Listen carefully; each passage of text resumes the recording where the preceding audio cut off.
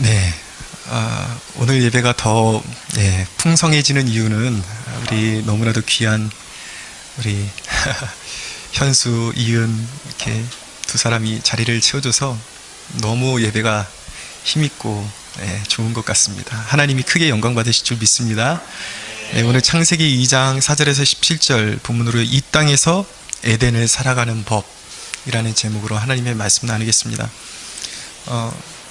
그동안에 이제 창조의 그 내력에 대해서 쭉 살펴보았는데, 모든 창조의 클라이막스는 바로 인간의 등장에 있습니다. 사람의 창조에 있습니다. 인간은 그 어떤 피조물보다 독특하고 아주 탁월한 존재로 지어졌습니다.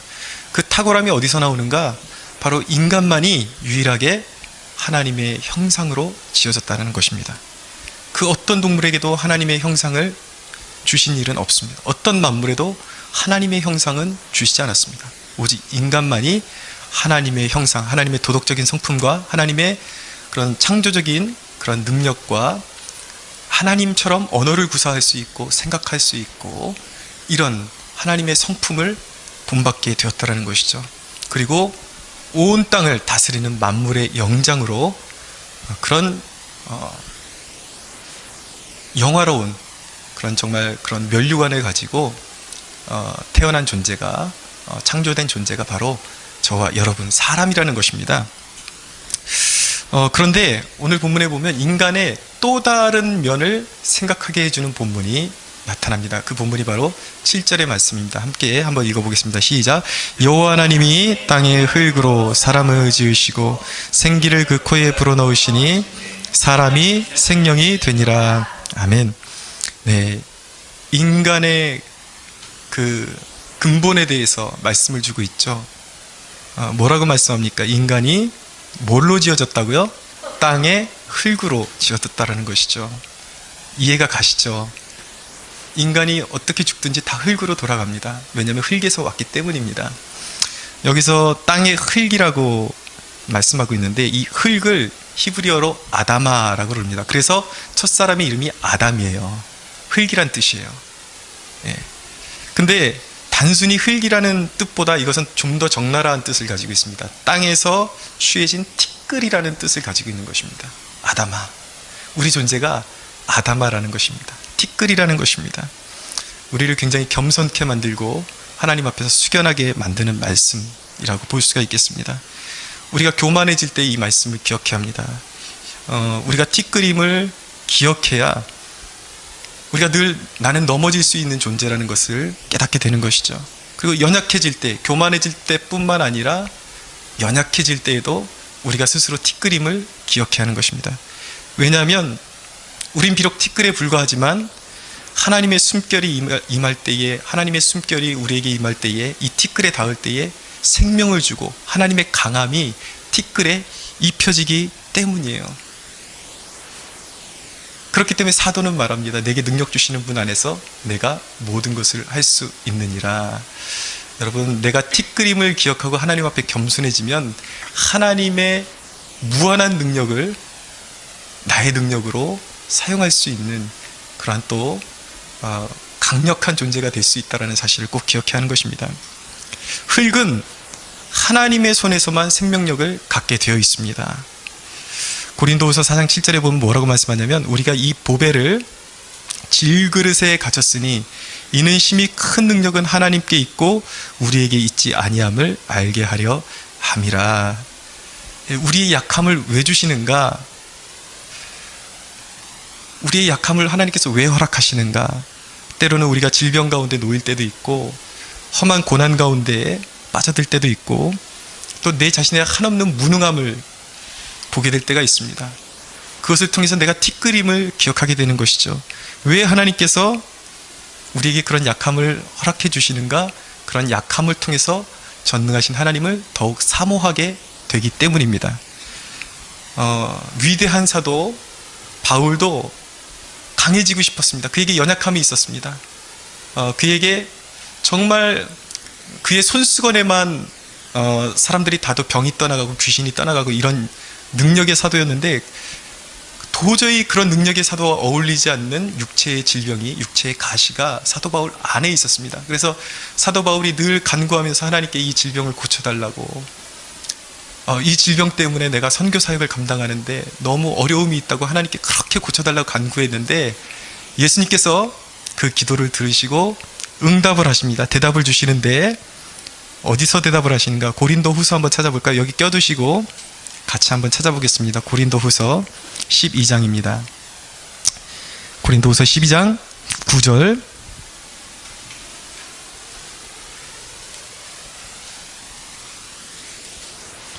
고린도 후서 12장 9절, 신약성경 299페이지. 예, 한번 같이 또박또박 읽어보겠습니다. 시작. 나에게 이르시기를 내 은혜가 내게 족하도다. 이는 내 능력이 약한 데서 온전하여짐이라 하신지라. 그러므로 도리어 크게 기뻐함으로 나의 여러 약한 것들에 대하여 자랑하리니 이는 그리스도의 능력이 내게 머물게 하려 함이라. 아멘. 사도의 고백이 이것입니다. 예수님께서 사도 바울이 그렇게 병을 고쳐달라고 기도를 했는데 결국은 거절하셨습니다. 왜일까요? 사도 바울에게 그 약함이 있어야지 겸손해질 수가 있고, 그 약함이 있어야지만 그리스도의 온전하신 능력이 사도 바울의 삶 가운데서 역사할 수 있기 때문입니다. 그래서 이는 그리스도의 능력이 내게 머물게 하려 함이라 라고 고백하고 있는 것이죠. 사랑하는 여러분, 여러분에게 떨궈버리고 싶고 떨쳐버리고 싶고 벗어버리고 싶은 연약함이 있습니까? 그럴 때 기뻐하실 수 있게 되기를 바랍니다. 하나님만 자랑할 수 있게 되기를 바랍니다. 내가 약하다라는 것은 하나님이 역사하시는데 오히려 더 좋은 컨디션인 거예요. 하나님께서 내 삶 가운데 역사하시는데 막힘이 없는 고속도로 역할을 해주는 것이 바로 나의 약함이요 나의 부족함인 줄로 믿으시기 바랍니다. 9절에서 14절 본문에 보면은 이제 에덴 동산의 모습을 묘사해주고 있습니다. 이 땅에 관한 개념이 성경에 참 많이 등장을 하는데, 이 창세기에 보면은 역시 땅이 얼마나 중요한지 그것을 보여주고 있습니다. 이 땅, 동산, 하나님께서 창설하신 에덴 동산은 첫사람과 하나님의 백성에게 가장 중요한 요소로 등장하게 됩니다. 하나님께서 사람을 지으신 목적, 아담을 지으신 목적은 에덴 동산을 지키게 하시고 누리게 하시는 것이 아담을 지으신 목적이었습니다. 그래서 그 에덴 동산을 기점으로 해서 생육하고 번성해서 정말 창대한 민족을 이루고, 비록 작은 동산에서 시작했지만 그것이 하나님의 축복 가운데 번창해 가기를 원하시는 하나님의 계획이 있었던 것이죠. 이 대목은 에덴 동산이 가장 아름답고 풍성하고 완전한 형태의 땅이었음을 우리에게 보여주는 것입니다. 오늘 보면 10절 이하에 보면 에덴 동산을 중심으로 해서 네 갈래로 뻗어져 나가는 강줄기에 대해서 말씀하고 있습니다. 이 네 강이 두른 땅을 살펴보면 이제 각종 보석과 순금이 두르고 있는 땅이라고 그렇게 말씀을 하고 있습니다. 에덴을 중심으로 해서 네 강줄기가 뻗었다라는 것은 무엇이냐면, 강은 생명력을 의미하는 것입니다. 여러분, 모든 문명을 보세요. 강줄기를 중심으로 문명이 일어서는 것입니다. 그만큼 강은 생명의 젖줄이고 그런 생명력을 인류에게 제공하는 것이죠. 그런데 그 네 개의 인류에게 그 생명력을 번성력, 생명력, 이것을 가져다주는 이 네 강의 근원이 어디냐면 바로 에덴이라는 거예요. 에덴이 만물의 생명력을 주는 중심 역할을 한다는 것입니다. 그런데 여러분, 애석하게 이 땅이 인간이 범죄함으로 말미암아 인간이 에덴 동산에서 쫓겨나게 됩니다. 그래서 가장 완벽한 땅이었는데 이 하나님이 지으신 땅이 어떻게 변하게 되냐면 살인과 도적질과 간음과 온갖 더럽고 추악한 그런 피 흘리는 일들이 난무한 그러한 망가진 땅으로 변하고 말았다라는 것입니다. 인간이 범죄함으로 이 땅을, 이 완벽한 낙원인 에덴 동산을 잃어버리고 말았습니다. 그것이 인간이 처한 비극이거든요. 우리 현실이라고요. 근데 이 잃어버린 낙원을 하나님께서 이제는 하늘에, 눈에 보이지 않는 하늘의 가장 완벽한 형태로 새하늘과 새 땅으로 하나님께서 완전히 그것을 바꾸어 놓으셨습니다. 새하늘과 새 땅이 있어요. 그래서 여러분, 이 잃어버린 낙원을 우리는 새하늘과 새 땅으로 말미암아 이제 되찾게 될 것인데, 여러분, 이 잃어버린 낙원을 찾게 해줄 수 있는 사람들에게, 이 낙원을 잃어버린 세상 사람들에게 찾게 해줄 수 있는 유일한 통로가 무엇이냐면, 그 통로가, 그 근원이 바로 교회인 것입니다. 교회를 통해서 사람들에게 그 잃어버린 낙원을 되찾게 해줄 수가 있는 것입니다. 이제 에스겔서 47장에 보면은 어떤 내용이 나오냐면, 하나님의 성전에서 맑은 이제 물줄기가 흘러나오기 시작하는데, 그 물줄기가 처음에는 발목에 있다가, 그리고 무릎 정도 올라왔다가 허리를 채우고, 그리고는 나중에는 수영할 정도의 높이로 차오르고, 그 다음에는 발이 도저히 닿지 않을 만큼 굉장히 깊은 물이 되었다라고 말씀하고 있습니다. 근데 그 물이 흐르는 곳마다 죽었던 생명이 살아나고 놀라운 생명력 있는 땅으로 변화되는 것을 묘사하고 있는 거예요. 이것이 바로 교회의 능력인 것입니다. 여러분, 이 땅의 소망은 어디 있는가? 교회에 있는 것입니다. 하나님의 능력이, 복음의 능력이 교회를 통해서 흘러나갈 때에 교회가 마치 에덴 동산의 역할을 하는 것입니다. 흘러나갈 때에 세상에 진정한 생명을 잃어버리고 낙원을 잃어버린 사람들에게 낙원을 찾게 해주는 것이죠. 여러분, 오직 우리의 잃어버린 낙원을 찾게 해주는 유일한 분은 우리 주 예수 그리스도 한 분이신 것입니다. 그래서 우리가, 저와 여러분이 이 땅으로, 온 땅으로 흘러나가는 복음의 강줄기가 되어야 하는 것입니다. 복음의 증인이 되어야 하는 것입니다. 저와 여러분을 통해서 죽어가는 영혼들이 살아나게 될 것이고, 낙원을 잃어버리고 영원히 멸망하고 좌절할 수밖에 없었던 세상이 주께로 돌아오고 다시 한번 낙원을 되찾게 되고 생명력을 되찾게 되는 놀라운 축복이 일어날 줄로 믿습니다. 그래서 저와 여러분이 증인이 되어야 돼요. 강줄기처럼 뻗어 나가야 하는 것입니다. 예수의 심장을 가지고 세상으로 뻗어 나가야 하는 것입니다. 여러분, 구원은 이미 시작된 거예요. 예수님을 믿는 순간 구원은 이 땅에서 이미 시작된 것입니다. 우리가 최종적으로 하나님의 나라는 저 천국에서 받게 될 것이에요. 잃어버렸던 낙원은 그 땅에서 완전히 회복된 것입니다. 그런데 구원이라는 것은 죽으면 단순히 천국 간다가 아니라 이 땅 가운데 하나님의 나라가 임한 것입니다. 우리를 통해서 하나님의 나라가 뻗어 나가기를 원하시는 것이 하나님의 뜻이에요. 그렇기 때문에 우리가 죽어서 천국 갈 생각만 하면 안 되고, 이 땅에서부터 우리가 하나님의 뜻을 잘 받들고 섬기면 우리가 선 땅이 바로 에덴이 될 줄로 믿으시기 바랍니다. 그래서 하나님께서 이 땅에서부터 우리가 낙원을 누리기를 원하시는데, 오늘 본문에 보면 이제 하나님은 첫사람 아담에게 에덴에서 어떻게 살아야 할지 그 땅을 축복의 땅으로 누리면서 살게 될 수 있을지 하나님께서 어떤 명령을 주십니다.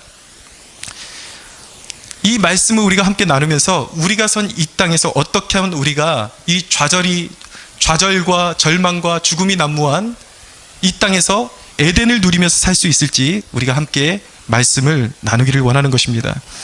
하나님께서 아담에게 어떻게 살라고 명령하시는가? 첫째는 주인의식을 가지고 살라고 말씀하십니다. 우리 15절 보겠습니다. 같이 한번 읽겠습니다. 시작. 여호와 하나님이 그 사람을 이끌어 에덴 동산에 두어 그것을 경작하며 지키게 하시고. 아멘. 하나님은 사람을 주인의식을 가지고 땅을 경작하고 다스리는 존재로 지으셨어요. 여러분, 주인의 특권이 무엇입니까? 주인의 특권은 호령하고 사람들을 마음대로 권세를 부리는 것이 주인의 특권이 아니에요. 하나님께서 주인에게, 사람에게 부여하신 특권은 그런 것이 아닙니다.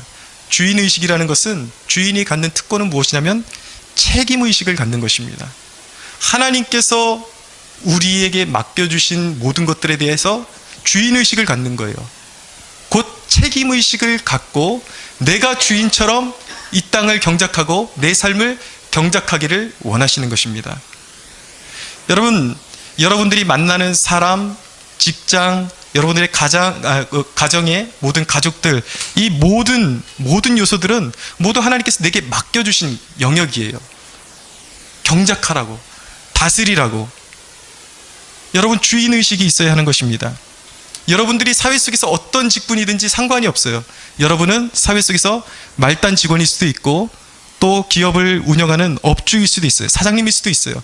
그러나 내 직급에 상관없이 그리스도인의 삶은 이 생명을 받은 이 땅에서 나로 말미암아 에덴이 펼쳐지기를 원하는, 이 땅에서 낙원이 펼쳐지고 하나님 나라가 이 땅에서 펼쳐지기를 원한다라면은 우리는 내가 직원으로서가 아니라 내 직급에 상관없이 내게 주어진 모든 것에 대해서 책임의식을 가지고 경작하고 다스릴 수가 있어야 되는 거예요. 책임의식이 있어야 하는 것입니다. 먼저 우리의 말과 행실의 주인의식을 가져야 하는 것입니다. 베드로전서 4장 11절에 보면 우리가 말을 하고 언행을 할 때 어떻게 살아가는 것이 주인의식을 가지고 살아가는 것인지 우리에게 말씀을 주고 있습니다. 거기 보면 뭐라고 말씀하냐면, 잘 들어보세요. 만일 누가 말하려면 하나님의 말씀을 하는 것 같이 하고, 누가 봉사하려면 하나님이 공급하시는 힘으로 하는 것 같이 하라. 이는 범사의 예수 그리스도로 말미암아 하나님이 영광을 받으시게 하려 함이니. 여러분들이 사람들을 만나고 대화를 나눌 때에 그냥 여러분들의 성질대로 말하지 말라는 것입니다. 하나님이 여러분의 입술을 통해서 하나님이 여러분들이 대언자가 되는 거예요. 하나님이 주신 말씀을 대언하는 것처럼 그렇게 신중하게 사람을 세워주는 말. 꼭 저 사람을 보면 아, 저 사람은 정말 보통 사람이 아닌 것 같아. 이 세상에 속한 사람이 아닌 것 같아. 저 사람은 뭐 때문에 저렇게 사람들을 격려해주고 세워주고 저 사람과 대화를 나누면 이상하게 내 무너졌던 심령이 살아나는 것 같지라고 그렇게 생각이 들 정도로 하나님의 말씀을 대언하는 것처럼 여러분들의 입술을 하나님께 내어드리라는 것입니다. 봉사할 때도 어영부영 대충 하지 말라는 거예요. 누가 보든지 보지 않든지 누가 봐줘서가 아니라 하나님께서 내게 공급하시는 힘으로 하나님 때문에 내가 이곳을 다스리고 최선을 다한다. 내가 비록 이 회사에서 가장 낮은 사람이지만 영적으로 보면은 내가 이곳의 주인이다. 내가 책임의식을 가지고 내가 가장 잘 섬겨야 할 의무를 하나님께서 내게 주셨다라는 그 믿음을 가지고, 정말 하나님께서 나와 함께 하시면 내게 능치 못할 일이 없을 것이라는 그 믿음을 가지고 하나님의 능력으로 그 작은 일도 감당하라는 것입니다. 또한 일터에서 내가 섬기는 하나님의 영광을 나타낼 수 있어야 하는 것입니다. 베드로전서 2장 18절에 보면 이렇게 말씀합니다. 사환들아, 범사에 두려워함으로 주인들에게 순종하되 선하고 관용하는 자들에게만 아니라 또한 까다로운 자들에게도 그리하라 라고 말씀하고 있어요. 여러분, 어떻게 하는 것이 사회 속에서 내가 주인의식을 가지고 하나님의 영광을 드러내는 것입니까? 여러분, 남을 섬기지 못한 사람은 결코 리더가 될 수 없습니다. 다른 사람의 종이 되보지 못한 사람은 결코 영적인 리더가 될 수 없어요. 여러분들이 사회 속에서 만나는 사람들이 여러분들이 정말 충분히 납득하고 존경할 만한 가치를 가지고 있는 사람일 수가 있어요. 근데 때에 따라서는 도저히 저 사람이 하는 걸 봐서는 내가 존경할 가치가 없다, 저 사람에게 잘 대해줄 필요가 없다라는 그런 생각이 들 때도 있습니다. 그러나 하나님은 명령하시는 거예요. 까다롭고 상대하기 싫은 그러한 상사에게도 하나님을 대하듯이 눈가림만 하지 말고 잘 대하고 복종하고 그에게 순종하라고 하는 것입니다.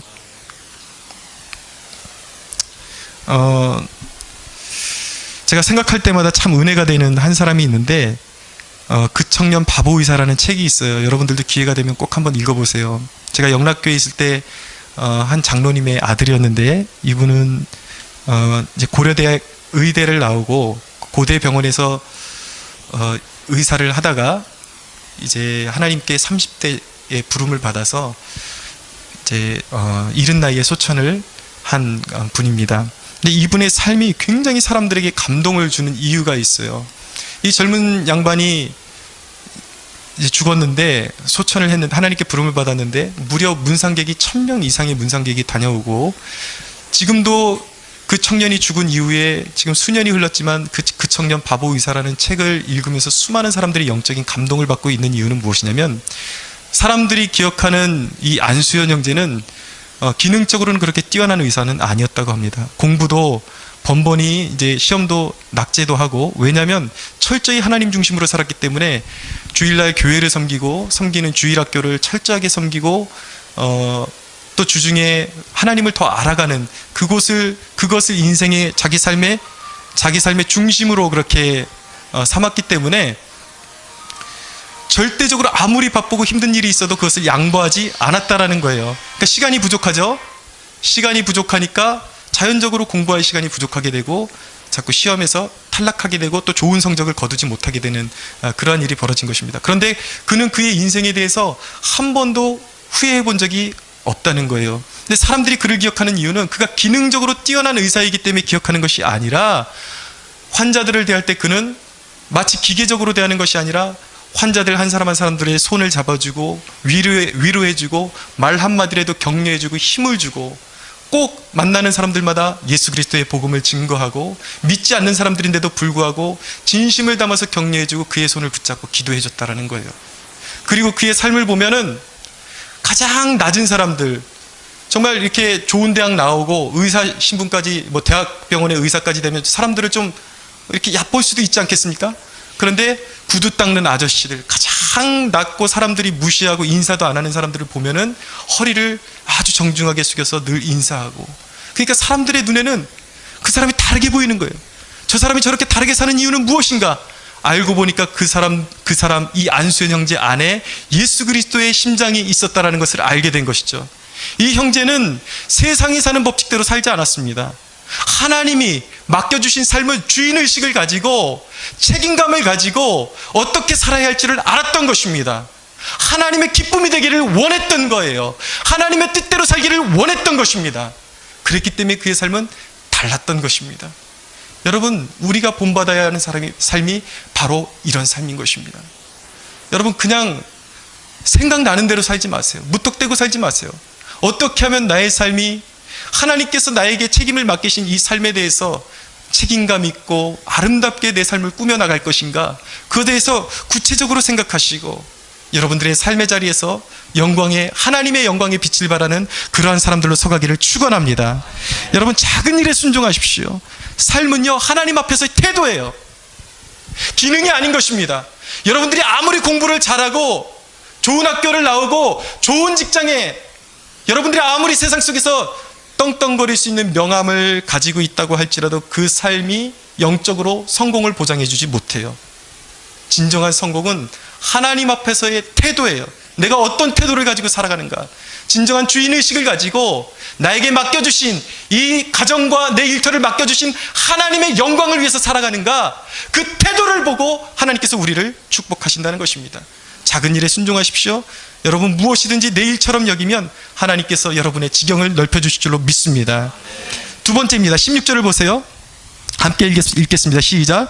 여호와 하나님이 그 사람에게 명령하여 이르시되 동산 각종 나무의 열매는 내가 임의로 먹되. 여러분, 이 땅에서 에덴을 누리기 위해서는 만족할 줄 알아야 돼요. 이 땅을 누릴 줄 알아야 합니다.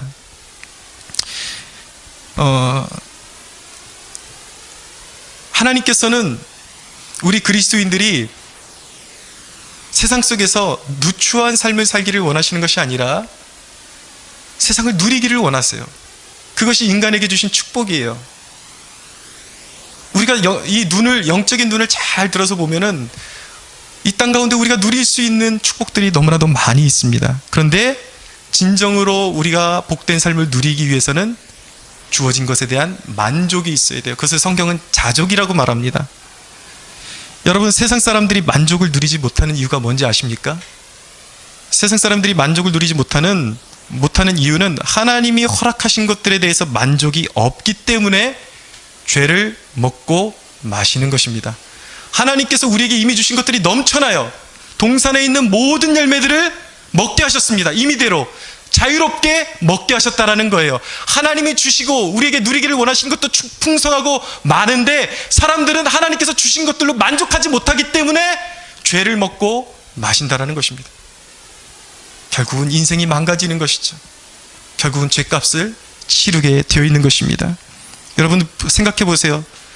우리가 살아가면서 좋은 음악도 들을 수 있고 산책도 하고 여행하고 또 믿음의 교제를 통해서도 얼마든지 우리의 영혼이 만족하고 삶의 만족을 얻을 수 있는 것을 꼭 사람들은 술 취하고 음란한 것을 보고 나쁜 생각에서 만족을 얻으려고 하니까 죄의 열매를 먹고 마시는 것입니다.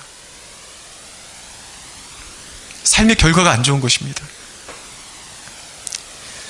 여러분, 우리에게 주어진 것들을 진정으로 누리기 위해서는 한 가지 조건이 필요한데, 진정으로 우리가 예수님을 구주로 모셔야 합니다. 왜냐하면 예수님 안에서만 우리는 선한 것들을 갈급해할 수 있기 때문이에요. 아담과 하와가 하나님께 범죄하면서 이 땅에서 처음에 에덴 동산에 쫓겨나면서 세상은 파괴가 됐어요. 영적으로 오염되고 부패됐어요. 그래서 예수님이 오시지 않은 사람들은 늘 하나님이 허락하신 것들에서 만족을 얻지 못해요. 죄에서 만족을 얻으려고 하는 것입니다. 그래서 예수님이 오셔야 돼요. 예수님이 오시면 비로소 우리가 누릴 수 있는 선한 것들을 볼 수 있는 영적인 안목을 얻게 되는 것입니다.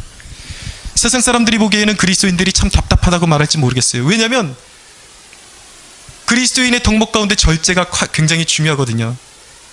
그런데 여러분, 그리스도인은 누릴 수 있는 것들도 충분히 누릴 수 있는 것도 하나님의 영광을 위해서 절제하는 삶을 살아갑니다. 그러나 여러분, 우리가 깨달아야 하는 사실은 진정으로 세상을 누릴 수 있는 사람은 누구인가? 그리스도인인 것입니다. 그리스도인이야말로 세상을 누릴 수 있는 유일한 존재인 것입니다. 여러분, 세상은 항상 죄에 집착합니다. 물질에 집착합니다. 돈에 집착합니다.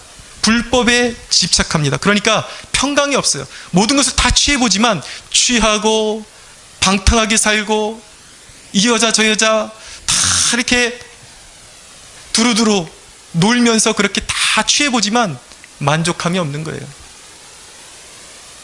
예전에 박진영이 한 랩을 지었는데 그 노래 가사를 들어보니까 여자들도 다 많이 만나봤고 돈도 벌어봤고 다 해봤지만 만족함을 못 누리겠다라는 거예요. 그러면서 그가 절규하는 것이 무엇이냐면, 하나님이 살아계시다면 랩 속에 진짜 그런 가사가 있어요. 날 좀 구원해달라고. 만족함이 없는 거예요. 거기에는 아무리 세상적인 것들을 다 추구해봤자 거기에는 만족이 없는 것입니다. 누림이 없는 거예요. 세상이 누리는 것들은 진정한 누림이 아닌 것입니다. 그러나 여러분, 예수님이 함께 하시면 우리 마음 가운데 평안이 들어옵니다. 왜냐하면 성령께서 오시기 때문이에요. 예수님의 기쁨 안에서 우리는 누리기 때문에 진정한 만족을 누릴 수 있는 것입니다. 여러분, 예수님 안에서 만족을 누리는 법을 배우십시오. 그것이 왜 중요한가? 하나님 안에 우리가 세상을 벗삼게 되면 죄악 때문에 우리의 인생이, 우리의 삶이 추악해집니다. 더러워집니다. 하나님과의 관계가 막히게 됩니다. 그러나 여러분, 우리가 하나님이 주신 것들 안에서 만족함을 누릴 줄 알게 되면 하나님과 우리의 관계가 뻥 뚫리게 됩니다. 그럼 어떤 축복이 주어지는지 아십니까? 제가 말씀 한 구절 찾아서 읽어드리겠습니다. 한번 들어보세요. 요한일서 3장 21절에서 22절인데, 사랑하는 자들아, 만일 우리 마음이 우리를 책망할 것이 없으면 하나님 앞에서 담대함을 얻고 무엇이든지 구하는 바를 그에게서 받나니 이는 우리가 그의 계명을 지키고 그 앞에서 기뻐하는 것을 행함이라 라고 말씀하고 있어요. 여러분, 세상에 오염되지 않고 하나님께서 주시는 것들로 만족하고 누리고 감사할 수 있는 사람은 하나님과의 관계에 막힘이 없다라는 것입니다. 그 사람이 누리는 축복이 무엇이냐면 그가 구하는 대로 받는다라는 것입니다. 여러분의 기도가 하나님께 온전히 연락되고 구하는 대로 받게 되는 축복이 임하기를 축원합니다. 그것이 인생의 진정한 축복이에요. 여러분, 그리스도인은 세상에 집착하지 말아야 합니다. 하나님께서 주지 않으신 것들에 대해서는 집착하지 말아야 합니다. 왜입니까? 우리 그리스도인은 이미 모든 것을 가졌기 때문입니다. 저와 여러분은 회복된 하늘의 에덴을 소유한 사람이에요. 믿으시죠? 여러분, 그것을 믿으신다면 오늘로부터 여러분들의 얼굴에 근심이 사라지게 되기를 축원합니다. 그늘이 없게 되기를 축원합니다. 왜입니까? 우린 모든 것을 가졌기 때문이에요. 우린 약하지만 그리스도께서 전능하신 하나님이 우리의 능력이 되어주시기 때문입니다. 세 번째, 이 땅에서 에덴을 살아가기 위해서는 하나님의 주권을 날마다 인식하고 순종하는 것입니다. 16절 읽겠습니다. 16절, 우리 오늘 본문 16절 시작. 여호와 하나님이 그 사람에게 명하여 이르시되 동상 각종 나무의 열매는 내가 임의로 먹되 한 절 더 읽겠습니다. 선악을 알게 하는 나무의 열매는 먹지 말라. 내가 먹는 날에는 반드시 죽으리라 하시니라. 아멘. 우리가 기독교를 접하면서 사람들이 굉장히 관심을 갖는 분야가 뭐냐면 바로 선악과입니다. 선악과를 왜 만드셨을까? 그 골치 아픈 거를 왜 만드셔서 인류가 이렇게 타락하게 되었는가? 여러분, 거긴 깊은 뜻이 있습니다. 선악과의 의미는 첫 번째, 하나님께서 인류에게 주신 첫 번째 계명이기도 합니다. 그것을 먹지 말아라. 그러면 죽을 것이다. 지키라는 것이죠. 하나님의 계명을 지키라는 것입니다. 선악과의 의미는 첫째로 하나님의 권위를 의미하는 거예요. 이 동산에 하나님께서 분명히 말씀하셨죠. 네가 다 누릴 수 있다.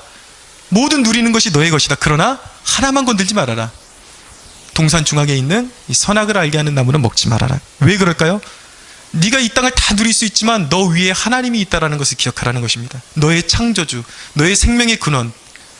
너는 흙인데 너에게 생명을 주시는 그 근원이 있다는 것을 겸손하게 깨닫고 살아가라는 것입니다.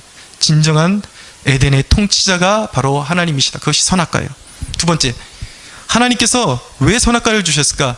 선악과에 그러면은 보호망을 쳐놓고 사람이 들어가지 못하게 하시지 왜 전혀 무장해제가 된 아무 보호막도 없는 선악과를 주시고 먹지 말라고 하셨을까? 그것은 여기는 깊은 인간을 향한 하나님의 뜻이 담겨 있는 것입니다. 하나님께서 인간을 기계적으로 짓지 않으셨다라는 거예요. 지적 능력을 주셨고 자유의지를 주셨다라는 것입니다. 그래서 하나님과 인간의 관계가 억압하는 관계가 아니라 네가 자발적으로 하나님을 사랑하고 하나님의 뜻에 순종하는 존재가 되기를 바란다라는 뜻이 바로 선악과에 담겨 있는 것입니다. 근데 동산 중앙에 선악과가 있었어요. 왜일까요? 모든 것을 누릴 수 있고 자유이지만 동산 중앙에 있는 그 선악과를 바라보면서 그것을 깨달아야 한다는 거예요. 오직 하나님께 복종할 때만, 하나님의 계명에, 하나님의 그 계명을 바라보고 순종할 때만 너희가 온전한 자유를 누릴 수 있다는 거예요. 여러분, 진정한 자유는 방종이 아닌 것입니다. 하나님의 뜻대로 누리는 자유만이 진정한 자유임을 믿으시기 바랍니다. 세상 사람들이 누리는 자유는 멸망으로 가는 자유예요. 거기에는 진정한 자유가 없는 것입니다. 방종이 아닌 순종을 통해서만 가장 아름다운 땅을 누릴 수 있게 되는 것입니다. 여러분들이 이 땅에서 에덴을 누리기를 원하고 여러분들이 서 있는 땅이 하나님 나라, 여러분들이 서 있는 땅에 하나님 나라가 임하기를 원한다면 여러분들이 자유를 누리되 하나님이 기뻐하시는 뜻 안에서 자유를 누려야 되는 거예요. 내 인생의 주권자가 있다라는 것을 인정하면서 코람데오라 그러죠. 라틴어로 하나님 앞에서 하나님이 나를 보고 계시다. 내게 자유가 주어졌지만 나는 하나님이 기뻐하시는 뜻 안에서 순종하고 그 자유를 누릴 때만이 나는 안전하고 내 삶은 진정으로 행복을 누릴 수 있다는 것을 인식해야 하는 것입니다. 선악과를 먹지 않는다는 것은 내가 하나님의 통치 아래에 있다는 것을 의미하는 거예요. 그것은 이런 것입니다. 하나님의 것은 건드리지 않겠습니다. 주일은 내가 반드시 지키겠습니다. 11조는 내가 건드리지 않겠습니다. 왜입니까? 주일을 통해서, 11조를 통해서 내가 하나님께 속한 존재임을 고백하는 것입니다. 그것은 하나님의 영역임을 고백하는 것입니다. 나는 하나님의 통치 아래에 있음을 고백하는 것입니다. 나는 하나님을 떠나서는 진정한 생명을 누릴 수 없다라고 고백하는 것이 바로 선악과의 의미인 것입니다. 여러분, 순종을 통해서 우리가 속박을 받는 것이 아니라 모든 저주로부터 보호를 받는다는 사실을 꼭 기억하시기 바랍니다. 하나님을 등지고 여러분들이 세상 가운데로 떠나가면 자유한 것 같지만 세상의 모든 사망과 저주와 마귀가 여러분들을 종으로 삼게 되는 것입니다. 거기에는 자유가 없습니다. 속박과 멸망만이 있을 뿐인 것입니다. 사랑하는 여러분들, 하나님께 복종하십시오. 그게 생명의 길임을 믿습니다. 여러분, 하나님을 사랑하지 않는 사람에게는 그리스도인으로 살아간다는 것이 피곤해요. 왜냐하면 지켜야 할 것이 굉장히 많은 것 같아요. 말씀을 듣다 보면 이것도 하지 마라, 저것도 하지 마라, 하지 마라, 하지 마라. 웬 계명이 이렇게 사람한테 스트레스를 주는가? 여러분, 그러나 그 사실 아십니까? 하나님을 참으로 사랑하면 하지 말라 하지 말라 이 수십 가지 수백 가지 계명이 보이는 것이 아니라 선악과 하나밖에 보이지 않는 거예요. 수백 가지 하지 말라는 것이 있다고 할지라도 그것은 내 관심의 대상이 아닌 거예요. 왜냐하면 그것은 하나님께서 만지지 말라고 하신 선악과이기 때문에 내 영역 바뀐 거예요. 수많은 유혹이 있어요. 세상 가운데 나에겐 관계가 없는 거예요. 그건 하나님께서 나에게 건들지 말라고 하신 선악과이기 때문에 나는 하나님을 사랑하기 때문에 하나님이 미워하시는지 하나님이 하지 말라 하시는 것은 이제는 관심이 없어진 거예요. 그것이 바로 하나님의 사람의 특징인 것입니다. 기쁨으로 순종할 수 있는 사람이 되었다라는 것이죠. 여러분들이 진정한 그리스도인인지 아닌지 알아볼 수 있는 척도가 무엇입니까? 여러분은 기쁨으로 하나님께 순종할 수 있는 각오가 되어 있습니까? 여러분들이 아무리 이전에 좋아하던 것들, 의지하던 것들, 즐기던 것들이라 할지라도 하나님이 그것을 먹지 말라, 마시지 말라, 만지지 말라 하신다면 과감하게 더 이상 망설일 필요가 없는 것이죠. 고민할 필요가 없는 것이죠. 이제는 그것은 나의 삶의 영역에 더 이상 내가 추구할 필요가 없게 된 것입니다. 그것이 진정한 그리스도인인 것입니다.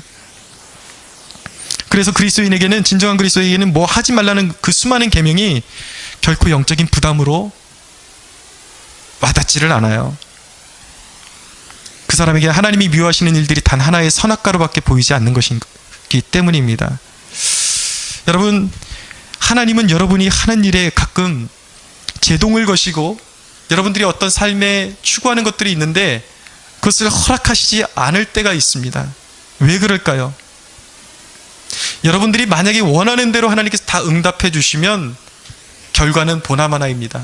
어떤 결과가 나올까요? 여러분은 분명히 하나님께서 원치 않는 방향으로 계속 가면서 나름대로 그것이 하나님의 영광을 위한 것이요, 이것이 나의 거룩한 기도 제목이라고 하면서 하나님의 뜻에 맞지 않는 삶을 계속해서 고집할 것이기 때문에 때로는 하나님께서 여러분들이 간구하며 나아가는 것들을 제동을 거시는 거예요.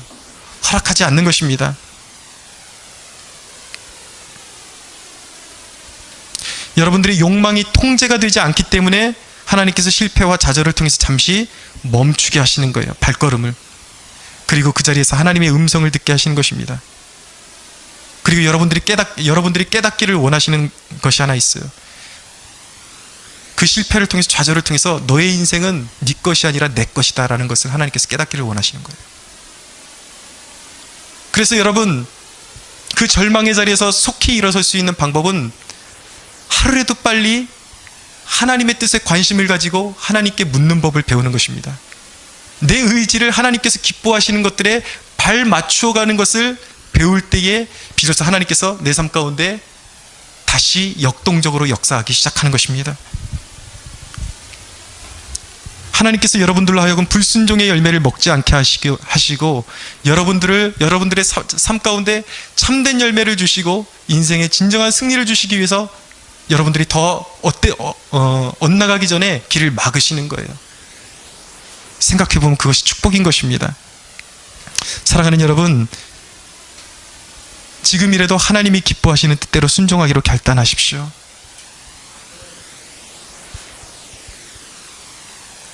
여러분, 하나님의 뜻에 관심을 가지고 하나님의 뜻과 내 뜻이 비로소 하나가 될 때, 하나님이 원하시는 것이 따로 있고 내 고집이 따로 있을 때는 인생이 계속 엇나가는 것입니다. 그러나 하나님께서 여러분들에게 실패와 좌절을 주실 때 미리 깨닫고 하나님이 원하시는 삶을 살겠습니다라고 고백할 수 있다면 하나님의 뜻과 내 의지가 하나로 만나는 지점에서 기적이 일어나는 것입니다. 여러분, 시편 37편 4절은 이렇게 말씀합니다. 여호와를 기뻐하라. 그가 내 마음의 소원을 내게 이루어 주시리로다. 할렐루야. 여러분들의 소원이 이루어지기를 축원합니다. 그러나 여러분들의 의지를 완전히 내려놓으십시오. 여러분들의 고집을 내려놓으십시오. 하나님 아버지가 기뻐하시는 것이 무엇인지 깨닫게 해주십시오 라고 물을 수 있게 되기를 바랍니다. 사랑하는 여러분, 하나님이 이 땅을 살아가는 우리에게 가장 기뻐하시는 일은 무엇일까요? 성경에 나타나 있는 그것은 복음을 전하는 삶을 사는 것입니다. 여러분들의 삶을 복음을 전하는 데 들이십시오. 여러분, 이 땅의 사람들에게 모두가 절망과 멸망과 심판과 지옥으로 갈 수밖에 없는 영혼들에게 그 사람들이 잃어버린 낙원, 그 에덴, 이제 하늘에 준비된 새 예루살렘, 새 하늘과 새 땅을 선사해 줄 수 있는 유일한 길, 그 길은 무엇입니까? 복음을 전하는 것입니다. 사랑하는 여러분, 저와 여러분의 삶이 세상 가운데 복음을 흘려보내는, 예수 그리스도의 그 복음의 능력, 생명의 능력을 흘려보내는 그런 강줄기가 되는 그런 놀라운 축복이 임하기를 간절히 주 예수의 이름으로 축원합니다. 우리 하나님께 영광의 박수 올려